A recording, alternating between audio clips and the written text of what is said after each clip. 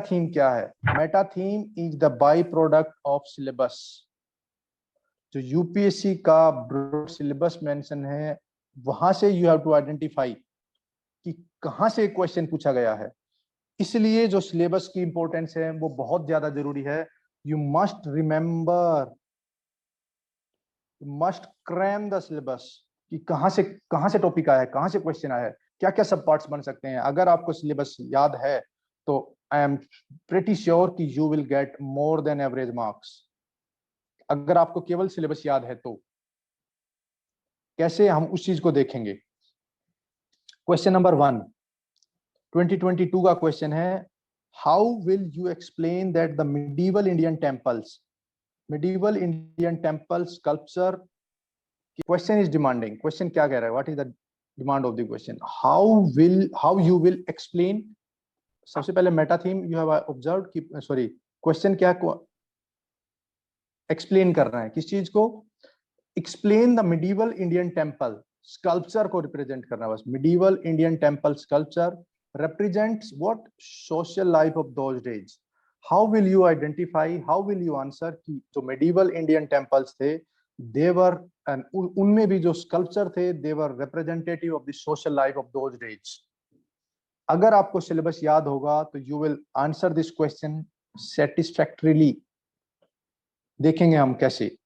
Second question, Pala period is the most significant phase in the history of Buddhism in India. पूछा क्या है, पाला period है, most significant phase है, कहां पे, इन द हिस्ट्री ऑफ बुद्धिज्म, और केवल इंडिया में, बाहर नहीं। अगर आपको सिलेबस होगा तो आपके लिए केक वॉक है ये चीज मैनेज करना, अगर आपको सिलेबस याद होगा तो। पेपर 1 का सिलेबस विनय सर ने करा रखा है, आप यूपीएससी अखाड़ा के उस पर मिल जाएगा आपको, ये मैंने भी वहीं से ये यूट्यूब चैनल से लिया है। 5-6 मेजर कंपोनेंट तो हमें देख, कल्चर है, मॉडर्न इंडियन हिस्ट्री है, फ्रीडम स्ट्रगल है, पोस्ट इंडिपेंडेंस है, वर्ल्ड हिस्ट्री है, इंडियन सोसाइटी है एंड ज्योग्राफी है। ये हैं broad areas that you must know to write a specific intro, specific conclusion. अब बात करते हैं इस क्वेश्चन की, how we can deal with this question. Pala period is the most significant phase in the history of Buddhism. आपको पता होना चाहिए कि सिलेबस में there are 3 ideas that UPSC has given. First one is art, second one is architecture, and third one is literature. If you mention only 3 things with respect to Pala period, art, architecture, and literature, and relate it with Buddhism and Pala, your question will be managed. चाहे आपको कुछ पता है, चाहे आपको पता नहीं है। Those who have studied prelims well, they know कि art form 2 तरीके की होती हैं, tangible, intangible. They know कि अर्लियर पीरियड में आर्किटेक्चर भी 2-3 तरीके के होते थे, एक जो कोर्ट के थे और एक जो फोक थे। लिटरेचर भी रिलीजियस लिटरेचर होता था, एक नॉन रिलीजियस लिटरेचर होता था। तो यू हैव आइडेंटिफाइड 6 सब parts even in this question, जहां पे आपको कुछ भी नहीं आ रहा होगा, and you have to relate it with Pala period and Buddhism. And this is just कि आपको बस सिलेबस का, और सिलेबस में भी अगर आपको जरा सा भी अपने प्रीलिम्स पे ध्यान से पढ़ा है, obviously if you are writing mains तो आपको चीजें कुछ तो याद रहेंगी। उसमें पेंटिंग्स आ सकती हैं, डांस ड्रामा आ सकता है, आर्किटेक्चर में स्कल्पचर आ सकता है, स्तूपा आ सकता है, टेम्पल आ सकता है, किंगडम और राइटर पैट्रोनेज की बात कर सकते हैं हम उसमें कि किस किस को पैट्रोनेज दिया था। अब पाला की बात है तो ईस्ट इंडिया का रीजन है, यहाँ पे राजगीर का इलाका है, बिहार बंगाल का इलाका, हम लैंग्वेज की कुछ बात कर सकें। यही चीज हमें देखनी है while we are remembering this syllabus. पहले वाला क्वेश्चन देखते हैं कि how you will explain the medieval Indian temple sculpture.